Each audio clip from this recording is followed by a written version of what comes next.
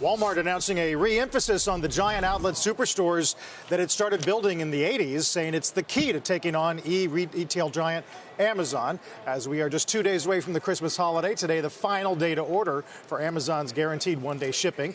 Retail's been strong in 2019. Look at the ETF XRT up over 10% for the year, dipping slightly this morning. Joining us today to talk about this and a lot more, saying things are fine with the American consumer is J. Rogers Kniffen, WWE CEO Jan Kniffen. Good to see you, Jan. Welcome back.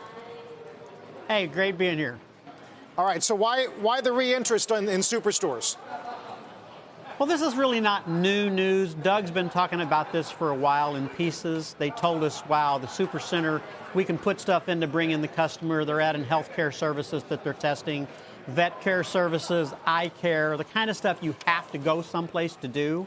So that brings in the customers. The other thing they've done is they've said, we're going to make the supercenter a lot more efficient so we don't have nearly as much help on the floor, or rather more on the floor and less doing things like stocking shelves and being in the back room. So they've been able to take hours out of that part of the business. They put robots on the floor to do the cleaning. They put robots on the floor to make sure everything's on the shelf and tell people in the back, bring something out because the shelf's missing an item. And they've built these towers in a couple of test stores where they can do automated picking and packing of goods to be picked up in the store or to be picked up in a drive-through. That makes the store much more efficient and much more like an Amazon distribution center. And it's a lot closer to the customer. They figured that out a long time ago, and they can deliver to you from the store. So these are not new things. They've just kind of put it all together now. Overall, given the fact that this year we talked about so many names that seem to have found a key to the Amazon puzzle, I'm thinking Target just to name one, and Walmart's included too, what do you think is going to be left to impress investors in 2020? I think everybody has figured out the key, right? But some people can do it cost effectively, and Walmart and Target are doing that better than other people, even though it's still a strain for them, because competing with Amazon's tough.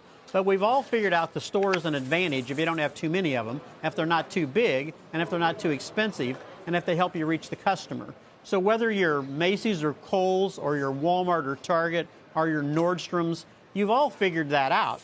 It's just harder and harder to do unless you're a very, very efficient box. The advantage to Walmart and Target is they're very efficient boxes, and they get lots of traffic. Walmart in particular, since it's a grocery store, 58% of their business is grocery. You're there all the time. So they keep that traffic running through to support the store and bring down the cost structure.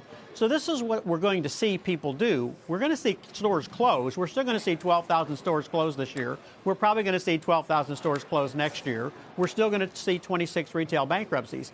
But we're learning to compete in a world where online matters and where the store, too, matters. Everybody needs both, online and store. Amazon knows they need stores. All the online-only guys have been building little stores. Everybody's figured out you've got to be able to do both to serve the customer when and where she wants to be served. Nordstrom's a good example, right? They're building these little 1,500 to 5,000 square foot stores, but they're supported by the big store. Walmart is the best classic case of it, though. They've got 4,500 locations where they can be closer to you than Amazon can. Yeah, Jan, I want to go back to this Walmart versus Amazon, though. I mean, this Wall Street Journal report about the Supercenter, it's talking about edge computing, that Walmart wants to get into edge computing and basically become more of a tech company, create this other higher margin business potentially that's going to support it and allow it to keep building out its retail and in e-commerce capabilities as well. How are analysts going to be able to assess that? Is it... Exactly, and it's worked for Amazon, but for a major retailer to get into this, does this muddy the waters, or does it make sense? It does both of those. It muddies the waters because none of us really understand it. We don't know how well it's going to work and how fast it's going to happen. But it's clearly something that will work if they can do it effectively, because we know that they need more business strategies, and we know that being more in touch with the consumer can come from the computing side, not just the retail side. And we know you can build a business there because Amazon has. And we know a lot of people would like to see somebody else in the business besides Amazon. So I think it makes perfectly good sense. The question we need to have answered now is how fast, how good, and can it be done? Jan, really insightful, and you've been a big help to us all year. Look forward to a lot more in the months ahead. We'll see you soon. Jan Kniffen. You too.